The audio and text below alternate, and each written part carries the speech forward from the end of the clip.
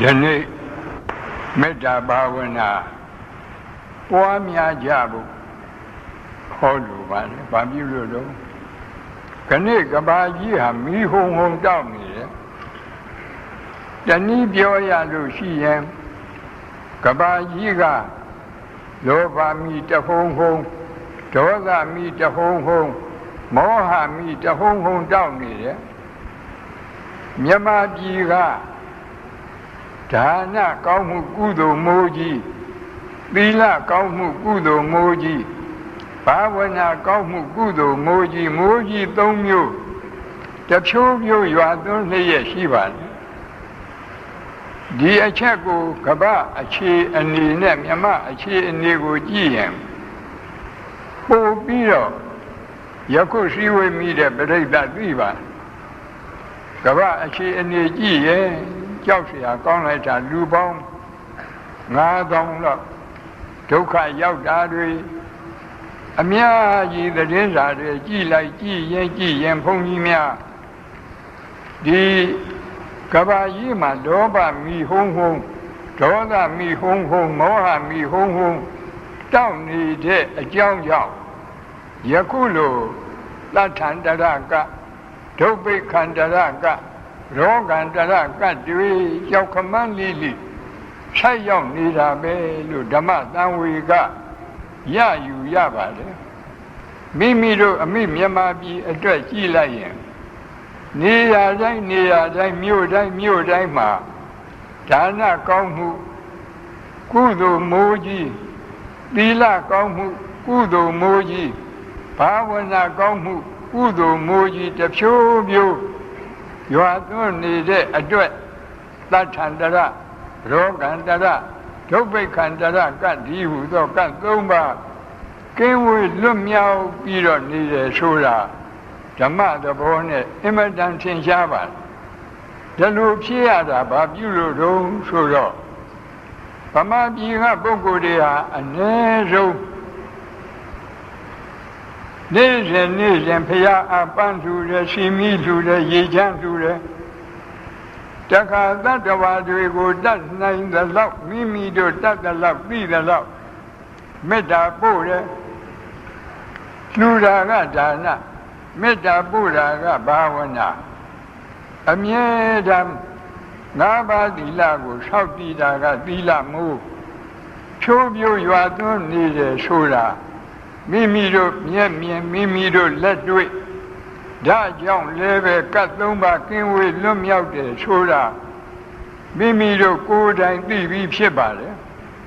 အဲ့ဒီလိုသိပြီးဖြစ်တဲ့အတိုင်း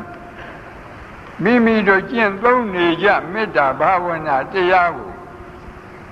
တနည်းအားဖြင့်မေတ္တာဗြဟ္မစိုးတရားကိုယခုအယက်မျက်နှာအလိုက်10မျက်နှာချပြီးတော့မေတ္တာဘာဝနာတရားကိုပွားများကြရအောင်ဒါဟာတရားကိုကိုယ်တိုင်ကျင့်သုံးပြီးတော့နာတဲ့နည်းပါချက်ခုံးတရေမြက်လွှာကိုချထားမိမိတို့ဆိုတဲ့မေတ္တာဖို့စကားထဲမှာစိတ်ကိုစူးစိုက်ထား၍အားလုံးလိုက်ပြီးဆိုကြပါမေတ္တာပွားရအောင်အရှိအယမျက်နှာ၌အနန္တသတ္တဝါအနန္တစัจ java လာအနန္တသတ္တဝါတို့ဘေးရန်ခတ်သိငြိမ်းကြပါစေဒေါသခတ်သိငြိမ်းကြပါစေရှင်ရဲ့ခတ်သိငြိမ်းကြပါစေနှလုံးစိမ်ဝမ်းအေးချမ်းကြပါစေအနောက်အရပ်၌ရှိသောအနန္တစัจ java လာအနန္တသတ္တဝါတို့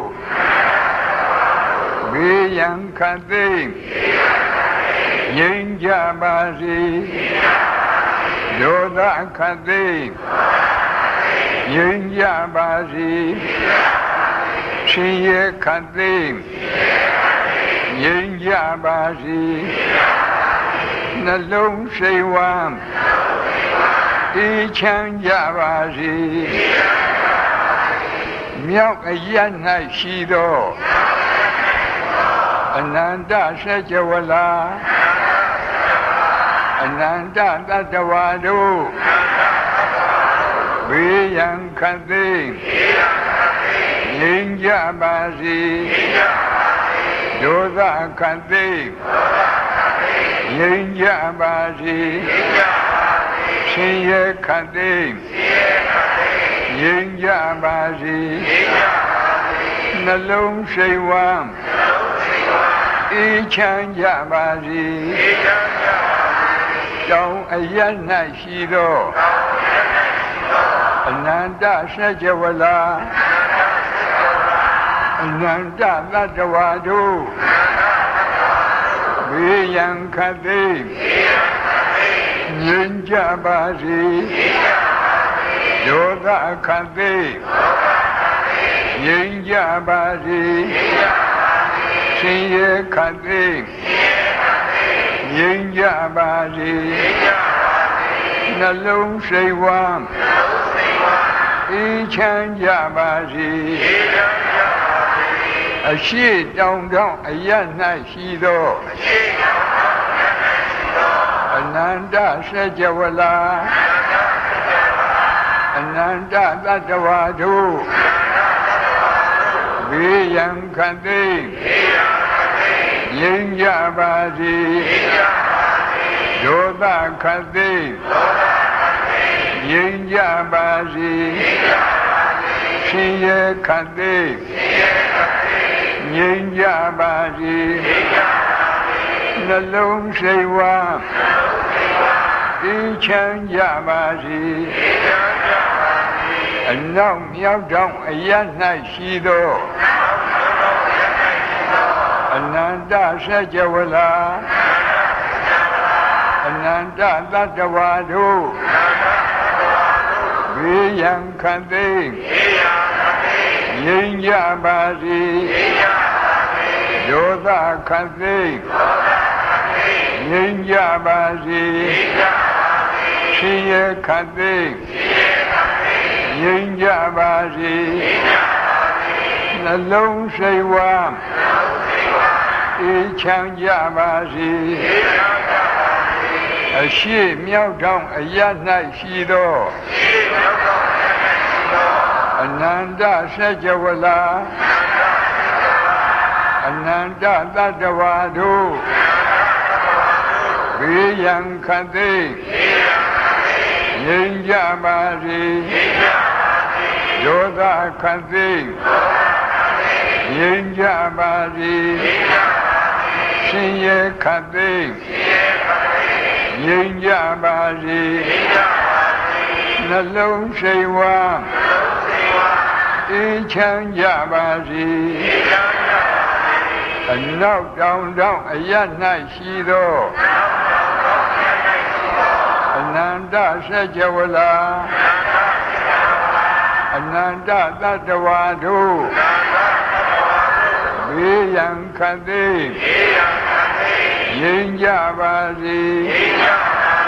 ဒေါသခတ်သိမ်းငြိမ်းကြပါစေရှင်ရဲ့ခတ်သိမ်းငြိမ်းကြပါစေနှလုံးစိတ်ဝမ်းအေးချမ်းကြပါစေအောက်အရ၌ရှိသောထက်ဝန်းကျင်အနန္တစัจ java လာအပေဘုံသာအနန္တတတ္တဝါတို့ဘေးရန်ခတ်သိမ်းငြိမ်းကြပါစေဒေါသခတ်သိမ်းငြိမ်းကြပါစေရှင်ရဲ့ခတ်သိမ်းငြိမ်းကြပါစေနှလုံးစိတ်ဝမ်းအေးချမ်းကြပါစေအထက်အရ၌ရှိသော ဆက်ဝန်းကျင်အနန္တစေကြဝဠာအနန္တနတ်မြမာတို့ဘေးရန်ခတ်သိငြိမ်းကြပါစေဒေါသခတ်သိငြိမ်းကြပါစေဆင်းရဲခတ်သိငြိမ်းကြပါစေနှလုံးစိတ်ဝမ်းအေးချမ်းကြပါစေသာ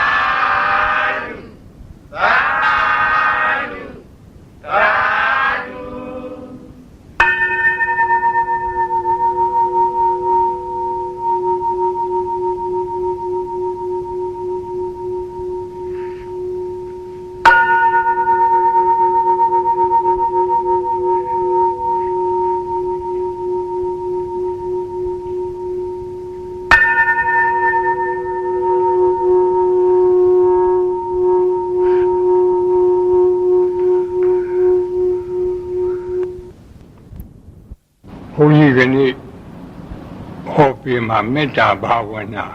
ပွားများပုံဟောပြပါမယ်။တနည်းကပဋိသင်္ပိဓာမေပါဠိတော်မှာလာတဲ့ဓိလာဖရဏမေတ္တာလို့ခေါ်တဲ့အယတ်ဆေမျက်နှာဖြန့်ဝေတဲ့မေတ္တာဖြစ်ပါတယ်။တနည်းက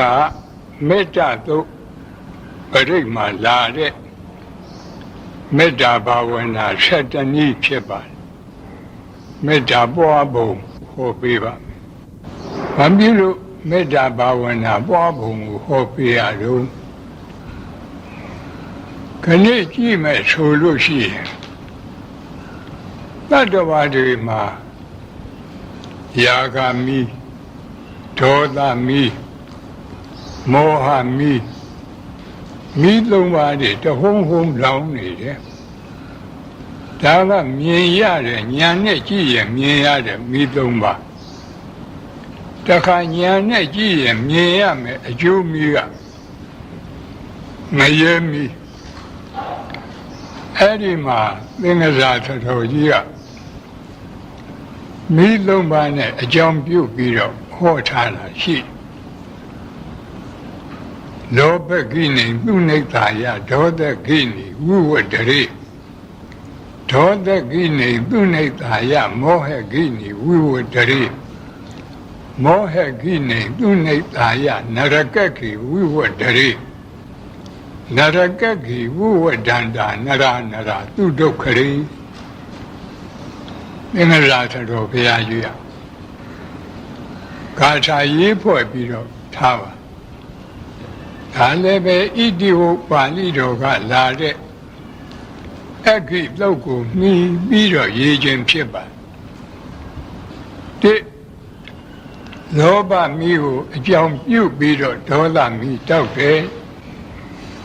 ဒေါသမီးအကြောင်းပြုပြီးတော့မောဟမီးတောက်တယ်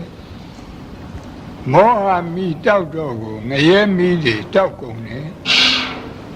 ငရဲမီးတောက်ရင်တတ္တဝါတွေဟာဒုက္ခမီးတွေတဟုံးဟုံးတောက်တယ်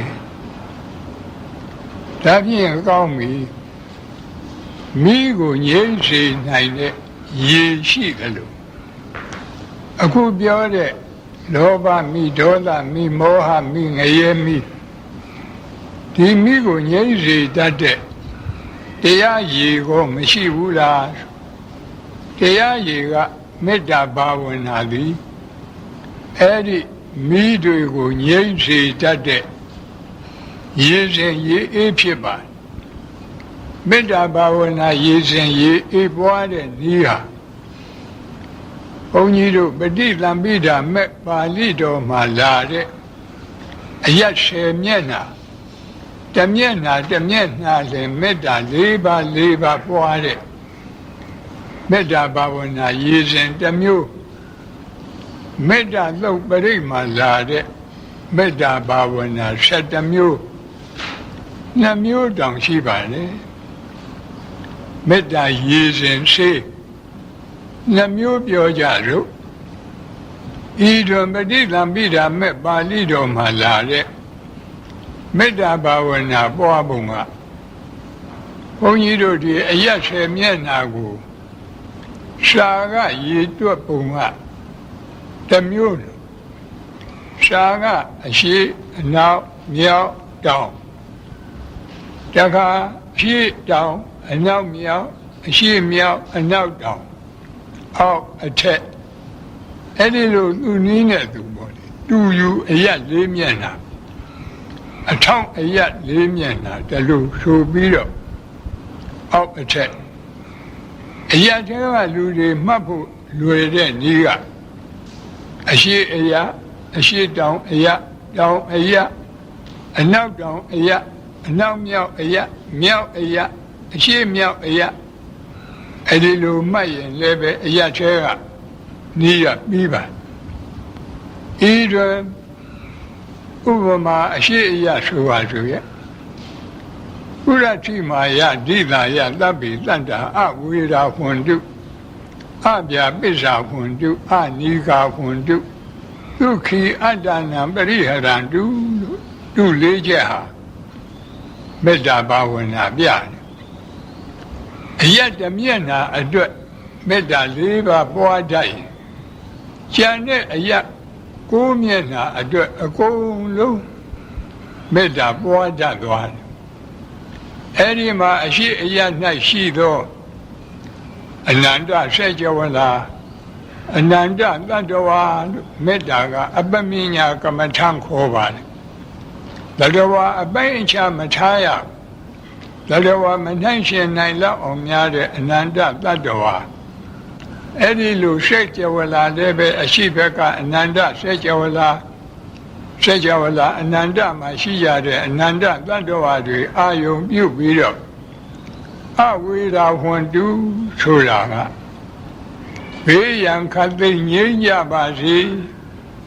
တယောက်တယောက်ရန်ပြုလို့တဲ့စေတနာဘုန်းကြီးတို့ရှားအခေါ်ဝေရစေတနာလို့ခေါ်တယ်အဲ့ဒီဝေရစေတနာရန်ပြုလို့တဲ့စေတနာဖြစ်ရင်ဒေါသတွေဖြစ်လာတယ်ဒေါသတွေဖြစ်လာရင်ကိုယ်စိတ်ဆင်းရဲတယ်အဲ့ဒီကိုယ်စိတ်ဆင်းရဲရင်နှလုံးစိတ်ဝမ်းမအေးချမ်းတော့ဘူးနှလုံးစိတ်ဝမ်းပူပန်တယ်အဲ့ဒါကြောင့်ဒီလေးခုကိုတတ်ပြီးတော့အဝေရာဟွန်တုကြည့်ပြီးတော့ဘေးရန်ခတ်သိမ်းငြိမ်းကြပါစေအပြာပစ္စာဟွန်တုကြည့်ပြီးတော့ဒေါသခတ်သိမ်းငြိမ်းကြပါစေအနိကာဟွန်တုကိုကြည့်ပြီးတော့ဆင်းရဲခတ်သိမ်းငြိမ်းကြပါစေဒုက္ခိအတ္တနာပရိဟရန္တုကြည့်ပြီးတော့ကိုယ်စိတ်နှလုံးစိတ်ဝမ်းအေးချမ်းရပါစေလို့ဆိုရင်ဗမာနီးနဲ့ဗမာပွားရင်အနဲ့အတိတ်ပဲမချင်းစရာမရှိဘူးမျက်စိကိုမှိတ်ထားသို့မဟုတ်စက်ခုံတွေကိုချထားပြီးတော့ပွားကြည့်ရအောင်ဘုန်းကြီးတို့ရှားတဲ့ကလာတဲ့အယက်အသွားနဲ့တူယူအယက်၄မျက်နှာအထောက်အယက်၄မျက်နှာအောက်အယက်၄မျက်နှာအထက်အယက်အောက်အယက်အထက်အယက်အားလုံးအယက်10မျက်နှာမေတ္တာဘာဝနာပွားရအောင်ဒကာကြီးတွေဒကမကြီးတွေစက်ခုံတွေမြတ်စွာချပြီးတော့ဩဒီဒိတာဖရဏမေတ္တာကိုအရင်ပွားကြရအောင်မြတ်လိုက်ဆိုကြအရှိအယ၌ရှိသောအနန္တစေကြဝဠာအနန္တတတ္တဝါတို့ဘေးရန်ခတ်သိငြိမ်းကြပါစေဒေါသခတ်သိ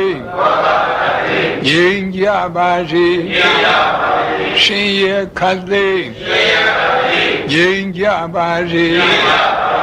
နှလုံးစိတ်ဝမ်းအေးချမ်းကြပါစေအနောက်အရ၌ရှိသောအနန္တစေကြဝဠာအနန္တတတ္တဝါတို့ ဘေးရန်ခတ်သိမ်းငြိမ်းကြပါစေဒေါသခတ်သိမ်းငြိမ်းကြပါစေရှင်ရခတ်သိမ်းငြိမ်းကြပါစေနှလုံးစိတ်ဝမ်းအေးချမ်းကြပါစေမြောက်အရ၌ရှိသောအနန္တစัจ java လာအနန္တသတ္တဝါတို့ဘေးရန်ခတ်သိမ်းငြိမ်းကြပါစေဒေါသခတ်သိမ်းငြိမ်းကြပါစေရှင်ရခတ်သိမ်းငြိမ်းကြပါစေနှလုံးစိတ်ဝမ်းအေးချမ်းကြပါစေတောင်အရ၌ရှိသောအနန္တစัจ java လာအနန္တသတ္တဝါတို့ဘေးရန်ခတ်သိမ်းငြိမ်းကြပါစေဒေါသခတ်သိမ်းငြိမ်းကြပါစေရှင်ရခတ်သိမ်းငြိမ်းကြပါစေနှလုံးစိတ်ဝမ်းအေးချမ်းကြပါစေအနောက်တောင်တောင်အရ၌ရှိသောအနန္တစัจ java လာအနန္တသတ္တဝါတို့ဘေးရန်ခတ်သိမ်းငြိမ်းကြပါစေဒေါသခတ်သိမ်းငြိမ်းကြပါစေရှင်ရခတ်သိမ်းငြိမ်းကြပါစေနှလုံးစိတ်ဝမ်းအေးချမ်းကြပါစေအနောက်မြောက်တောင်အရ၌ရှိသောအနန္တစัจ java လာအနန္တသတ္တဝါတို့ဘေးရန်ခတ်သိမ်းငြိမ်းကြပါစေဒေါသခတ်သိမ်းငြိမ်းကြပါစေရှင်ရခတ်သိမ်းငြိမ်းကြပါစေနှလုံးစိတ်ဝမ်းအေးချမ်းကြပါစေအရှိမြောက်ထောင်အရ၌ရှိသောအနန္တစัจ java လာအနန္တသတ္တဝါတို့ဘေးရန်ခတ်သိမ်းငြိမ်းကြပါစေဒေါသခတ်သိမ်းငြိမ်းကြပါစေရှင်ရခတ်သိမ်းငြိမ်းကြပါစေနှလုံးစိတ်ဝမ်းအေးချမ်းကြပါစေအနောက်တောင်တောင်အရ၌ရှိသောအနန္တစัจ java လာအနန္တသတ္တဝါတို့ဘေးရန်ခတ်သိမ်းငြိမ်းကြပါစေဒေါသခတ်သိမ်းငြိမ်းကြပါစေရှင်ရခတ်သိမ်းငြိမ်းကြပါစေနှလုံးစိတ်ဝမ်းအေးချမ်းကြပါစေအောက်အရ၌ရှိသောထက်ဝန်းကျင်အနန္တစัจ java လာအပေဘုံသာအနန္တသတ္တဝါတို့ဘေးရန်ခတ်သိမ်းငြိမ်းကြပါစေဒေါသခတ်သိမ်းငြိမ်းကြပါစေရှင်ရခတ်သိမ်းငြိမ်းကြပါစေနှလုံးစိတ်ဝမ်းအေးချမ်းကြပါစေအထ ထက်အရ၌ရှိသောထဝန်းကျင်အနန္တဆက်ကြဝဠာအနန္တနတ်မြမာတို့ဘေးရန်ခတ်သိငြိမ်းကြပါစေဒေါသခတ်သိငြိမ်းကြပါစေရှင်ရဲခတ်သိငြိမ်းကြပါစေနှလုံးစိတ်ဝမ်းအေးချမ်းကြပါစေဟောတာပဋိသင်္ပိဒမဲ့ပါဠိတော်ကလာတဲ့ဓိတာဖရဏမေတ္တာလို့ခေါ်တယ်အယတ်10မျက်နှာအာယုံပြုပြီးတော့ဖြန့်ဝေတဲ့မေတ္တာဒီအယတ်10မျက်နှာထားပုံကခုပြောတယ်လို့ပဲစာထဲကထားတာကအရှိအနောက်မြောက်တောင်ဒီအရှင်အတိုင်းအရှိတောင်တောင်အနောက်မြောက်တောင်အရှိမြောက်တောင်အနောက်တောင်တောင်ဒါလိုရှင်းပါတယ်အေးမိမိတို့လွယ်လွယ်ရှင်းရင်တော့အရှိကနေပြီးတော့အရှိတောင်ကနေတောင်ကနေပြီးတော့အနောက်တောင်ကနေပြီးအနောက်ကနေပြီးအနောက်မြောက်ကနေပြီးမြောက်အနောက်မြောက်ကပြီးတော့အရှိမြောက်ပြီးတော့အရှိလို့အဲ့ဒီလိုဘုန်းကြီးတို့သိမ်မြနမိတ်ကြားတဲ့အခါအယတ်ဆက်အောင်ကြားရတယ်လို့ရှိအဲ့ဒီလိုအယတ်ရှင်အတိုင်းယခုလိုမေတ္တာပွားမဲ့ဆိုလည်းပဲပွားရပါတယ်ပွားကောင်းပါယခုပြောတဲ့မေတ္တာဘာဝနာဆိုနည်းတွေဟာဘုန်းကြီးတို့ဒီခင်မွန်ဆရာတော်ကြီးများပွားတဲ့ဤအတိုင်းမှာဆိုရုပ်အတိုင်းမှာဟောတာအထက်အရာနဲ့အောက်အရာကြတော့လည်းနဲ့ထဝန်းကျင်အနန္တစေကြဝဠာလို့ထဝန်းကျင်ကလေးထည့်ရဘာဖြစ်လို့တုံးဆိုတော့အဲ့ဒီထဝန်းကျင်မထည့်ရင်အောက်အရာ၌ရှိသောအနန္တစေကြဝဠာလို့ဆိုလိုက်ရင်ဒီစေကြဝဠာအောက်မှာစေကြဝဠာတိုက်တတိုက်ပြီးတိုက်အောက်မှာပေါ့လေစေကြဝဠာတွေအနန္တရှိတယ်လို့ဒီလိုအဓိပ္ပာယ်ရောက်မဟုတ်ဘူးအမှန်ကဒီစေကြဝဠာမှာအခုမြေအောက်မှာရေရှိတယ်ရေအောက်မှာလေရှိတယ်လေအောက်မှာအရတကာသဆိုတဲ့ကောင်းကင်ကြီးပဲရှိတယ်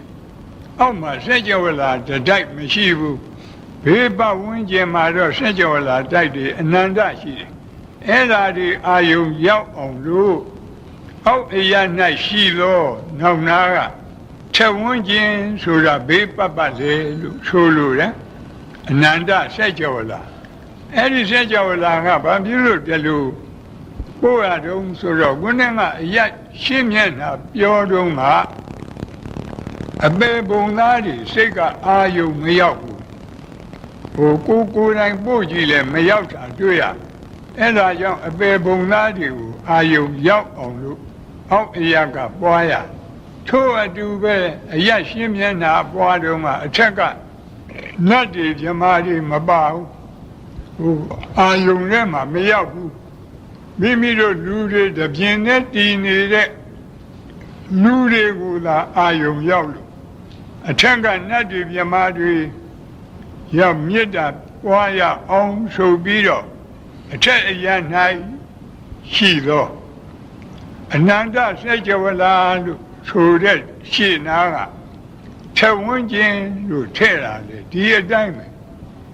ဒီထဝန်းကျင်မထည့်လို့ရှိရင်ဒီစေကြဝဠာရဲ့အထက်မှာစေကြဝဠာတိုက်တွေဆင်ခဲ့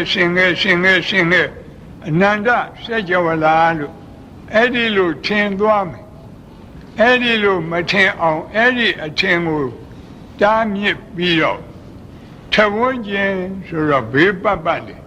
အနန္တစေကြဝဠာအနန္တနတ်မြမာတို့ဒါလေးပဲထူးတယ်ဒါဓိတာဖရဏမေတ္တာလို့ခေါ်တယ်သာဓုသာဓုသာဓု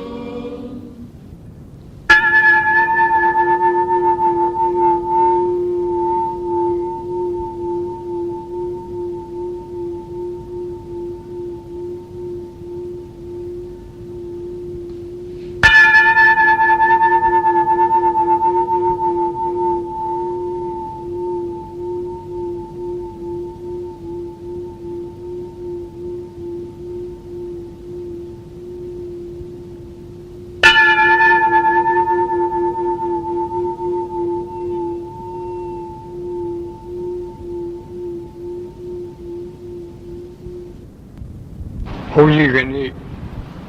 ဟောပေးမှာမေတ္တာဘာဝနာပွားများပုံဟောပေးပါမယ်ဗုဒ္ဓဘာသာသူတော်စင်တွေသည်နေ့စဉ်အမြဲမပြတ်မေတ္တာသုတ်ပရိတ်ကိုကြားရနာရကိုယ်တိုင်လည်းပဲရွတ်ကြရဒီမေတ္တာသုတ်ပရိတ်ဆိုတာကမေတ္တာဘာဝနာ7 နည်းပွားတဲ့သုတ်မေတ္တာသုတ်ပရိတ်ကြတော့မေတ္တာဘာဝနာ7 နည်းပွားတာကရှေးဥစွာဒုက္ခိနောဝခေမိနောဟွန္တုသဗ္ဗတတ္တာဘဝန္တုဒုက္ခိတတ္တာသဗ္ဗတတ္တာခသိမ့်ဥစ္စုံအလုံးစုံသောတတ္တဝါတို့သည်ဒုက္ခိနောဝကာယိကဒုက္ခနှင့်ပြည့်စုံကြကုန်သည်ဖြစ်၍၎င်းဒုက္ခိတတ္တာစေတသိကဒုက္ခနှင့်ပြည့်စုံကြသည်ဖြစ်၍၎င်းခေမိနောဘေးရန်ဝိပအေးမြရကုန်သည်ဝန္တုဘဝန္တုဖြစ်ကြပါစေတတ္တဝါတွေကိုတခွန်းတည်းနဲ့ခြုံပြီးတော့ပို့တဲ့မေတ္တာဖြစ်လို့သူ့ကိုဘုန်းကြီးတို့စာအခေါ်သဗ္ဗသင်္ဃာဟကမေတ္တာလို့ခေါ်တယ်အဲဒီသဗ္ဗသင်္ဃာဟကမေတ္တာပို့ခြင်းရင်အားလုံးတတ္တဝါတွေသက္ကုံတရေမြတ်လွာချပြီးတော့ယုံစုံများစွာတတ္တဝါချမ်းသာကိုယ်စိတ်မြဲပါစေဥပယံဘေးကင်းစင်ဝေးငြိမ်းအေးကြပါစေအားလုံးတတ္တဝါတွေခြုံပြီးပို့တဲ့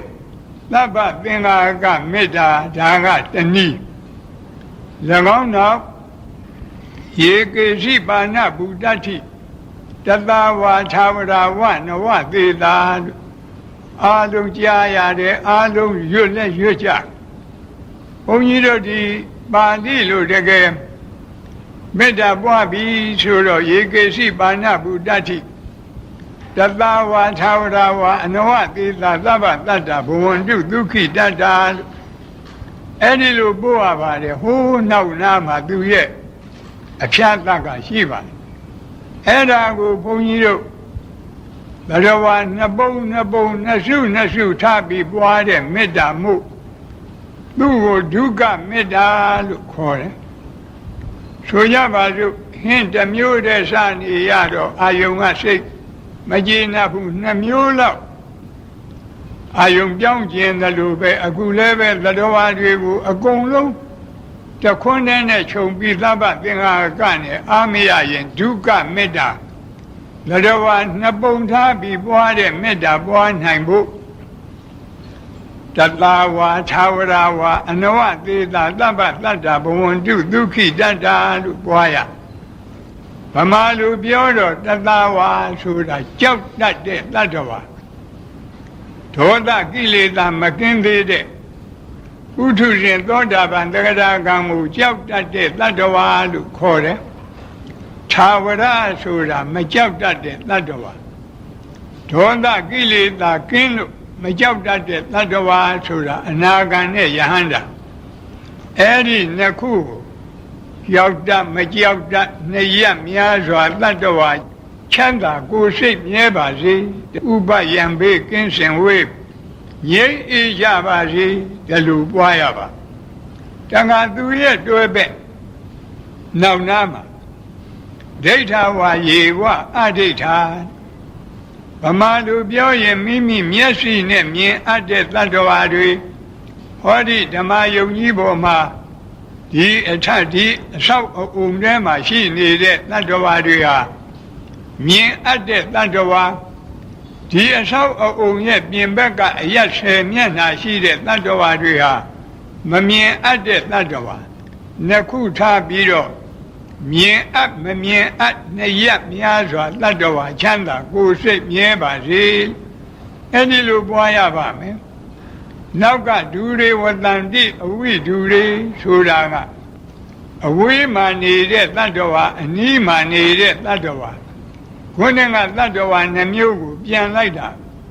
အဝေးမှနေတဲ့တတ္တဝါဆိုတာဒီအဆောက်အအုံပြင်ဘက်ကအရက်10 မျက်နှာမှာနေကြတဲ့တတ္တဝါတွေအနီးမှနေတဲ့တတ္တဝါဆိုတာဒီအဆောက်အအုံအတွင်းမှာ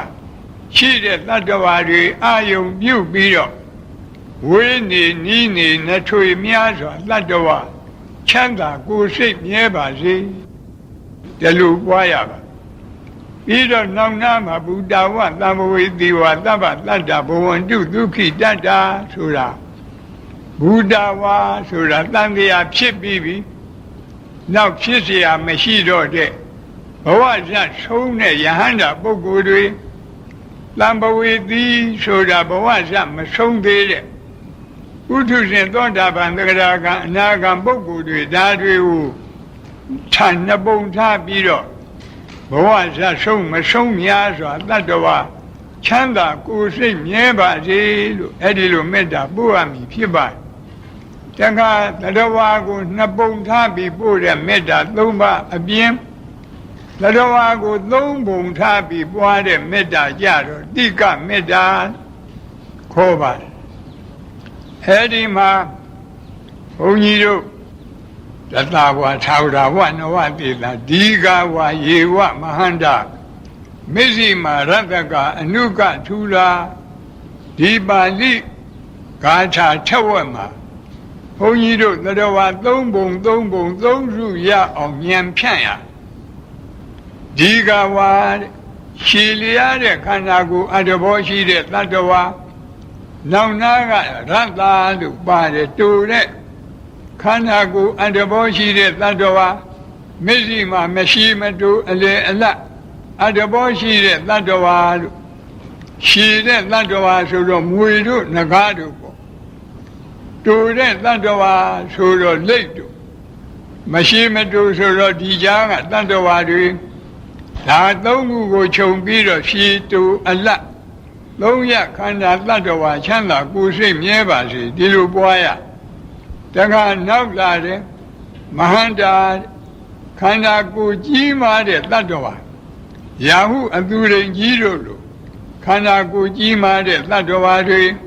အနုကခန္ဓာကိုယ်သေးငယ်တဲ့တတ္တဝါတွေ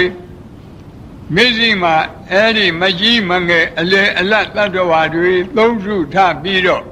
ကြီးငယ်အလတ်သုံးရခန္ဓာတတ္တဝါချမ်းသာကိုယ်စိတ်မြဲပါစေတခါနောင်နာကမျက်စိမှာရတ္တကအနုကထူလာထူတဲ့ဖြိုးတဲ့ဝတဲ့ခန္ဓာကိုယ်အတ္တဘောရှိတဲ့တတ္တဝါအနုကကြုံနဲ့လှီတဲ့ပိန်နဲ့ခန္ဓာကိုယ်အတ္တဘောရှိတဲ့တတ္တဝါမျက်စိမှာမဆူးမကြုံအလေအလတ်အတ္တဘောရှိတဲ့တတ္တဝါလူပဲသုံးမျိုးနော်ဝတဲ့လူပိန်တဲ့လူမဝမပိန်အလေအလတ်လူဒီလိုသုံးမျိုးအဲ့ဒီမှာဆူကြုံအလတ်သုံးရခန္ဓာတတ္တဝါချမ်းသာကိုယ်စိတ်မြဲပါစေလို့အဲ့လိုပွားရအခုပြောခဲ့တဲ့မေတ္တာတွေကတစ်ဖက်သားအပေါ်မှာအရှိအပွားချမ်းသာရကြောင်းအရှိအပွားကိုရယူလို့တဲ့မေတ္တာပါဠိလိုဟိတာဓိကမဒိဋ္ဌာယမေတ္တာလို့ခေါ်တယ်အရှိအပွားချမ်းသာရကြောင်းကိုရယူလို့တာမေတ္တာမြည်သလိုတစ်ဖက်သားအပေါ်မှာအရှိအပွားမဲ့လို့ခေါ်တဲ့ဆင်းရဲဒုက္ခရောက်ကြောင်းမလိုတာကိုလည်းပဲအဟိတာပညေနာဒိဋ္ဌာယမေတ္တာလို့ခေါ်တယ်အဲ့ဒီမေတ္တာပွားနိုင်အောင်လို့နာပရောပရဏိကုပ္ပေထနာတိမင်္ဂေထကတ္ထစီနံကံရှိဗျာရောတနာပတိကသင်ညလင်ညမင်ညတဒုက္ခမိတ်စေယဘဒဝါတွေဆင်းရဲဒုက္ခရောက်တာဘာကြောင့်လဲတယောက်ကတယောက်လိမ့်လီလှိပြနေလို့အလိမ့်မပေါ်ခင်ဆက်ဆံရေးအရှင်ပြေတော်လည်းပဲအလိမ့်ပေါ်လာရင်ခိုက်ရန်ဒေါသဖြစ်ပြီးဆင်းရဲဒုက္ခရောက်ဒါကြောင့်လူအချင်းချင်းလှည့်ပတ်ချင်းဟာဆင်းရဲဒုက္ခရောက်ကြောင်းတရားဒီတရားကင်းရပါစေလူအချင်းချင်းလှည့်ပတ်ချင်းကင်းရှင်းရပါစေဒီလိုပွားရတက္ကနာတိမင်္ဂေထကတ္ထစီနံကံရှိဒုတိယသတ္တဝါတွေဆင်းရဲဒုက္ခရောက်ကြောင်းပြောစမ်းပါတယောက်ကတယောက်ကိုအထင်သေးခြင်းအထင်သေးတာမသိခင်တော့ဆက်ဆံရေးအရှင်ပြေဤအထင်သေးတာသိရင်ခိုက်ရန်ဒေါသဖြစ်ပြီးဆင်းရဲဒုက္ခရောက်ဒါကြောင့်အချင်းချင်းအထင်သေးခြင်းလည်းပဲ ဆင်းရဲဒုက္ခရောက်ကြောင်းအရှိအပွားမဲ့တရားဖြစ်လို့အဲ့ဒီတရားကင်းပါစေအထင်သေးခြင်းအချင်းချင်းကင်းရှင်းကြပါစေဒီလိုမေတ္တာပွားရဗျာရောတနာပฏิကသင်ညနေညမညတဒုက္ခမေရှိယတတိယဒုက္ခရောက်ကြောင်းတရားကတယောက်ကတယောက်ဆင်းရဲတာကိုအလိုရှိတတိယတို့မလိုပါဘူးကိုတော့ဒီလိုမဟုတ်ပါဘူးမိမိတို့ကဗုဒ္ဓရဲ့သားတော်သမီးတော်မူလို့ဒီစိတ်တွေမရှိတာနော်ကဘာကြီးတစ်ခုလုံးကြည့်ရင်ဗုဒ္ဓဘာသာကလွဲရင်ဘုရားတော်အဖြစ်တစ်ဖက်သားဆင်းရဲတာကိုပဲအလိုရှိတယ်ကိုယ်သာချမ်းသာဒါကြောင့်အချင်းချင်းဆင်းရဲလူချင်းလည်းပဲဒုက္ခရောက်ကြောင်းတရားဖြစ်လို့ဆင်းရဲလူချင်းအချင်းချင်းကင်းရှင်းကြပါစေအဲ့ဒီလိုမေတ္တာပွားတာကိုအရှိအပွားမဲ့ပယ်ရှားလို့တဲ့မေတ္တာ၃ပါးလို့ခေါ်တယ်ယခုမေတ္တာဘာဝနာတဏှိတဏှိကိုနှခေါက်လက်တွေ့ပွားကြည့်ရအောင်ရသက္ကုံတရေမြတ်စွာဘုရားအားလုံးလိုက်ဆိုကြဗျာလုံးစုံများစွာသတ္တဝါချမ်းသာကိုယ်စိတ်မြဲပါစေဥပယံပေကင်းစင်ဝေးငြိမ်းအေးကြပါစေလုံးစုံများစွာသတ္တဝါချမ်းသာကိုယ်စိတ်မြဲပါစေဥပယံပေကင်းစင်ဝေးငြိမ်းအေးကြပါစေကြောက်တတ်မကြောက်တတ်နေရများစွာသတ္တဝါချမ်းသာကိုယ်စိတ်မြဲပါစေဥပယံပေကင်းစင်ဝေးငြိမ်းအေးကြပါစေကြောက်တတ်မကြောက်တတ်နေရများစွာသတ္တဝါချမ်းသာကိုယ်စိတ်မြဲပါစေဥပယံပေကင်းစင်ဝေးငြိမ်းအေးကြပါစေမြင်အပ်မမြင်အပ်နေရများစွာသတ္တဝါချမ်းသာကိုယ်စိတ်မြဲပါစေဥပယံပေကင်းစင်ဝေးငြိမ်းအေးကြပါစေမြင်အပ်မမြင်အပ်နေရများစွာသတ္တဝါချမ်းသာကိုယ်စိတ်မြဲပါစေဥပယံပေကင်းစင်ဝေးငြိမ်းအေးကြပါစေဝေးနေနီးနေလက်ထွေများစွာသတ္တဝါချမ်းသာကိုယ်စိတ်မြဲပါစေဥပယံပေကင်းစင်ဝေးငြိမ်းအေးကြပါစေဝေးနေနီးနေလက်ထွေများစွာသတ္တဝါချမ်းသာကိုယ်စိတ်မြဲပါစေဥပယံပေကင်းစင်ဝေးငြိမ်းအေးကြပါစေဘဝဇာဆုံးမဆုံးများစွာသတ္တဝါချမ်းသာကိုယ်စိတ်မြဲပါစေဥပယံပေကင်းစင်ဝေးငြိမ်းအေးကြပါစေဘဝဇာဆုံးမဆုံးများစွာသတ္တဝါချမ်းသာကိုယ်စိတ်မြဲပါစေဥ ပယံဘေကင်းစင်ဝေးငြိမ်းအေးကြပါစေရှိတုအလသုံးရခန္ဓာတတ္တဝါချမ်းသာကိုယ်စိတ်မြဲပါစေဥပယံဘေကင်းစင်ဝေးငြိမ်းအေးကြပါစေရှိတုအလသုံးရခန္ဓာတတ္တဝါချမ်းသာကိုယ်စိတ်မြဲပါစေဥပယံဘေကင်းစင်ဝေးငြိမ်းအေးကြပါစေဤငယ်အလသုံးရခန္ဓာတတ္တဝါချမ်းသာကိုယ်စိတ်မြဲပါစေဥပယံဘေကင်းစင်ဝေးငြိမ်းအေးကြပါစေဤငယ်အလသုံးရခန္ဓာတတ္တဝါချမ်းသာကိုယ်စိတ်မြဲပါစေဥပယံဘေကင်းစင်ဝေးငြိမ်းအေးကြပါစေထူးကျုံအလသုံးရခန္ဓာတတ္တဝါချမ်းသာကိုယ်စိတ်မြဲပါစေဥပယံဘေကင်းစင်ဝေးငြိမ်းအေးကြပါစေထူးကျုံအလသုံးရခန္ဓာတတ္တဝါချမ်းသာကိုယ်စိတ်မြဲပါစေဥပယံဘေကင်းစင်ဝေးငြိမ်းအေးကြပါစေလူအချင်းချင်းလက်ပတ်ချင်းကင်းရှင်းကြပါစေ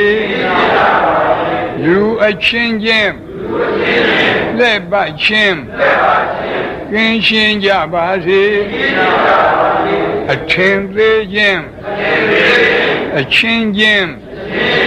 ကင်းရှင်းကြပါစေအထင်သေးခြင်းအချင်းချင်းကင်းရှင်းကြပါစေချင်းရဲ့လူချင်းအချင်းချင်းကင်းရှင်းကြပါစေချင်းရဲ့လူချင်းအချင်းချင်းကင်းရှင်းကြပါစေဟောဒါမေတ္တာဒုက္ခလာတဲ့မေတ္တာဘာဝနာ7နည်းတနည်းတနည်းကိုနှစ်ကြိမ်မိမိတို့ပွားပြီးအားလုံးမေတ္တာဘာဝနာပွား၍လောဘမိဒေါသမိမောဟမိငရဲမိတရိစ္ဆာန်ပြိတ္တာအတုရကဲအပေမိကိုငြိမ့်သတ်နိုင်ပါတယ်လို့ဆိုတဲ့တရားတော်အရာလောဘဒေါသမောဟအပေကြီးဟူသောမိလေးပါးကိုငြိမ့်သတ်၍ငြိမ့်အေးဒုက္ခသငြိမ့်အေးတဲ့ကိုဖြစ်ကြပါစေလို့ဆုမွန်ကောင်းလဲတောင်းဤအားလုံးလည်းပဲဆုတောင်းရအောင်ဘုန်းကြီးရှိကဆုတောင်းပေးမယ်ဤသို့လည်းနေ့စဉ်ငါးပါးသောကရုဓမ္မနိစ္စသီလဆောက်တည်ခြင်းသီလကောင်းမှုကုသိုလ်ကံစေရနာမေတ္တာဘာဝနာနှလုံးကျင့်သုံးရခြင်းဘာဝနာကောင်းမှုကုသိုလ်ကံစေရနာနေ့စဉ်ဆွမ်းအင်ရှိသမျှဒါနကောင်းမှုပြုရခြင်းဒါနမယကောင်းမှုကုသိုလ်ကံစေရနာဤသို့ပေါင်းအပ်ဤသို့ပွားအပ်မြတ်တဲ့ကောင်းမှုကုသိုလ်ကံအယယတို့ကြောင့်ဒုက္ခခတ်သိမ်းချုပ်ပြငြိမ်းဇတ်သိမ်းပြီးနိဗ္ဗာန်ဆိုတဲ့ဒုက္ခခတ်သိမ်းတို့ချုပ်ရာပြရာငြိမ်းရာတန်တရားဇတ်သိမ်းရာနိဗ္ဗာန်တရားတော်မြတ်ကိုမပင်မပန်းချမ်းသာလွယ်ကူသောအကျင့်ပฏิပတ်လင်းမြန်သောဝိပဿနာအသိဉာဏ်ရည်တန်အပ်သောမဉ္ဇဉ်လေးရတို့ဖြင့်အရဟတဖို့ပေါကိုယ်စီကိုငါမျက်မှောက်ပြုနိုင်ကြသည်ဖြစ်ပါစေကုန်သတည်းအရဟတဖို့ပေါနိဗ္ဗာန်ကိုမျက်မှောက်ပြုရသောထိုနောက်ဆုံးဘဝ ပရိနိဗ္ဗာနသုတိဤနောက်ကာလ၌ကာမရူပအရူပတိဟုသောဘဝသုံးပါးပုံသုံးပါးတို့တွင်ဘယ်ပုံဘယ်ဘဝ၌မှယုံနာနှဖြခန္ဓာ၅ပါးဒုက္ခသစ္စာဝိမိစာတရားတို့တဖန်အသစ်